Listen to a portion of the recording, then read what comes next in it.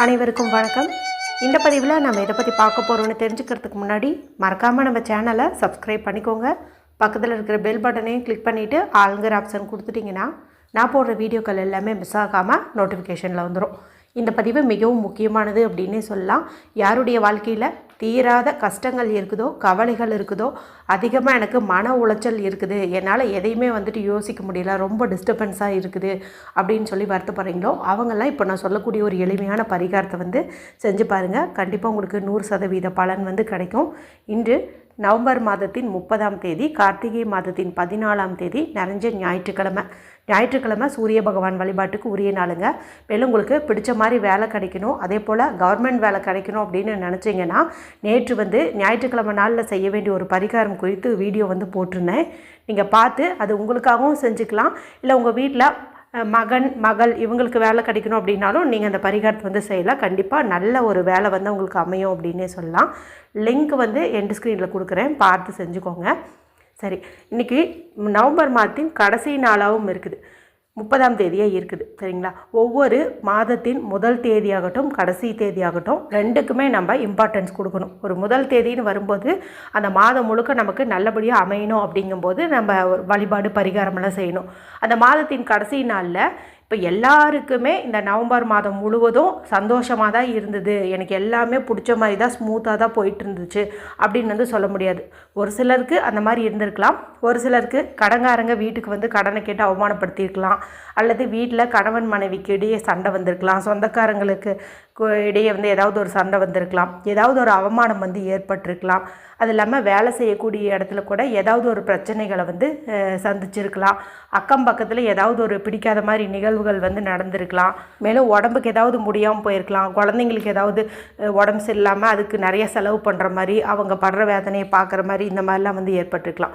So எனக்கு இந்த மாதம் நிறைய கஷ்டம் இருந்துச்சு, அது இனி தொடரக்கூடாது. அதாவது டிசம்பர் மாதத்தில் எனக்கு அந்த மாதிரி எந்த ஒரு நிகழ்வும் ஏற்படக்கூடாது அப்படின்னு நினைக்கிறவங்க இப்போ நான் சொல்லக்கூடிய இந்த ஒரு பரிகாரத்தை செய்யலாம்.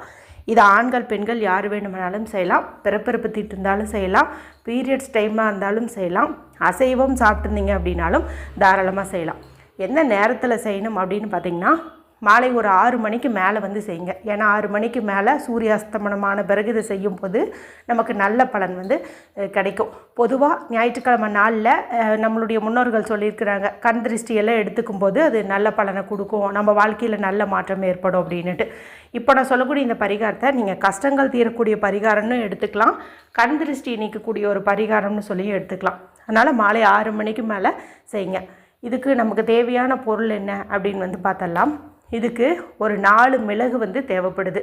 மிளகுக்கு விஷத்தை முறிக்கக்கூடிய சக்தி உண்டு. அதே போல் கஷ்டங்கள், கவலைகள், கடன்கள் எல்லாத்தையுமே நீக்கக்கூடிய சக்தி உண்டு.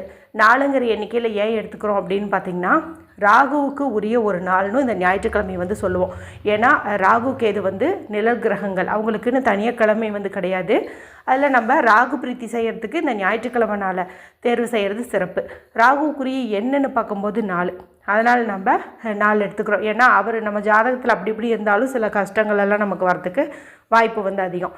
அதே போல் 4 திசையிலேருந்தும் நமக்கு எந்த பிரச்சனைகளும் வரக்கூடாது அப்படிங்கிறதுக்காகவும் இந்த 4 மிளகுங்கிறத நம்ம எடுத்துக்கிறோம்.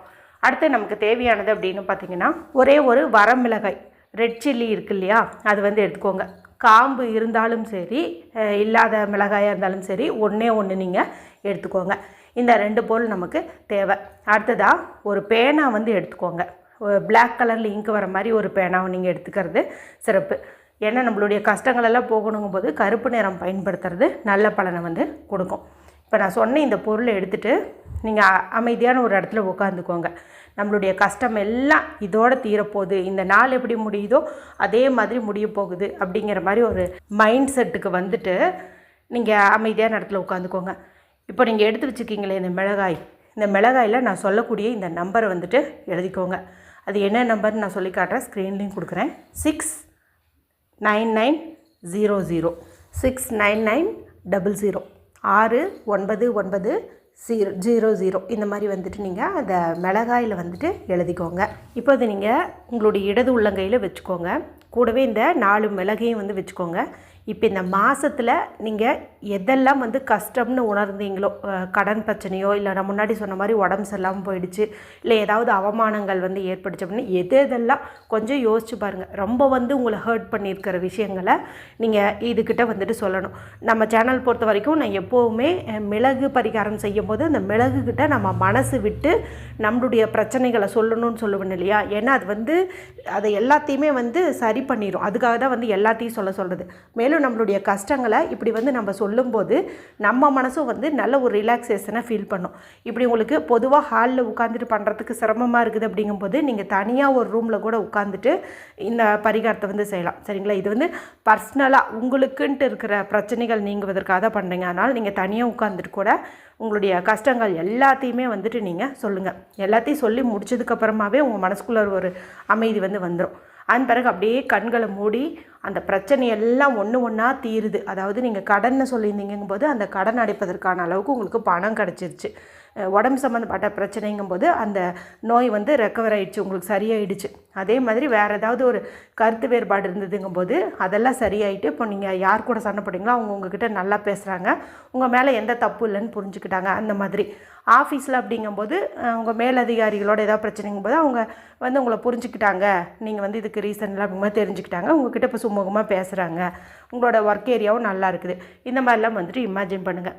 எந்த அளவுக்கு முன்னாடி நம்ம கஷ்டத்தை சொன்னோமோ சொல்லி முடிச்சதுக்கப்புறம் அதெல்லாம் சரியாயிட்ட மாதிரியும் நம்மளுடைய சப்கான்சியஸ் மைண்டுக்குள்ளே வந்துட்டு நம்ம கொண்டு வரணும். அதன் பிறகு இதை நீங்கள் வீட்டுக்கு வெளியில் எடுத்துகிட்டு வந்துடுங்க. நிலைவாசல் படிக்கு வெளியில் எடுத்துகிட்டு வந்துட்டு கற்பூரம் வச்சோ நிறைய பேப்பர் வச்சோ வந்துட்டு இதை நீங்கள் எரிச்சிருங்க. ஒரு சில பரிகாரங்களுக்கு தூக்கி போட்டுருங்கன்னு சொல்லுவேன், ஒரு சில பரிகாரங்களுக்கு எரிக்கணும் அப்படின்னு வந்து சொல்லுவேன்.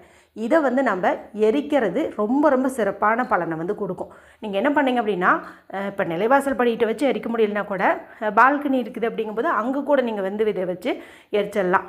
ஒரு கொட்டாங்குச்சியோ ஒரு பெரிய மண்ணகலோ யூஸ் பண்ணிக்கோங்க. அதில் நிறைய கற்பூரத்தை போட்டு அதை ஏற்றி வச்சு அதுக்குள்ளே இந்த 4 மிளகையும் இந்த ஒரே ஒரு சிவப்பு மிளகாயும் வந்துட்டு நீங்கள் போட்டுருங்க. இந்த மாதிரி போட்டுட்டு அது எரியும் போது கொஞ்சம் பார்த்திங்கன்னா நெடி வரும், காரமான நெடி. அதனால் நீங்கள் கொஞ்சம் தள்ளி நில்லுங்க. ஆனால் அது வெடித்து சிதறதை நீங்கள் அப்படியே பாருங்கள். உங்களுடைய பிரச்சனைகளும் வந்து அதோடு வந்து வெடித்து சிதறிடும்.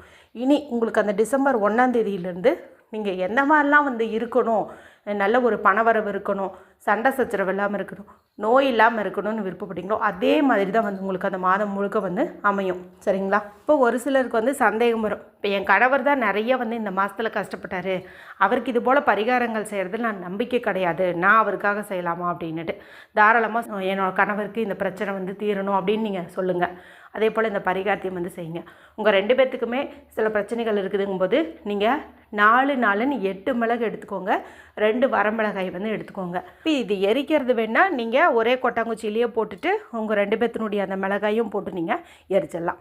சரி, எரிஞ்சு முடிச்சதுக்கப்புறம் இது நீங்கள் டஸ்ட்பினில் போடலாம், இல்லை வெளியிலேயே கொண்டு போய் எங்கேயாச்சும் கூட நீங்கள் போடுறதுன்னா போட்டுடலாம். சரிங்களா. இந்த மாதிரி வந்து பண்ணிடுங்க.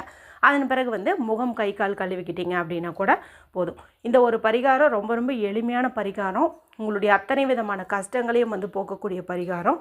எல்லாருமே இன்று இரவுக்குள்ளே செஞ்சு பலனடையுங்க. வீடியோ பிடிச்சிருந்தால் மற்றவங்களோடையும் ஷேர் பண்ணுங்கள், லைக் பண்ணுங்கள். மற்றும் ஒரு பயனுள்ள பதிவில் உங்களை சந்திக்கிறேன். நன்றி, வணக்கம்.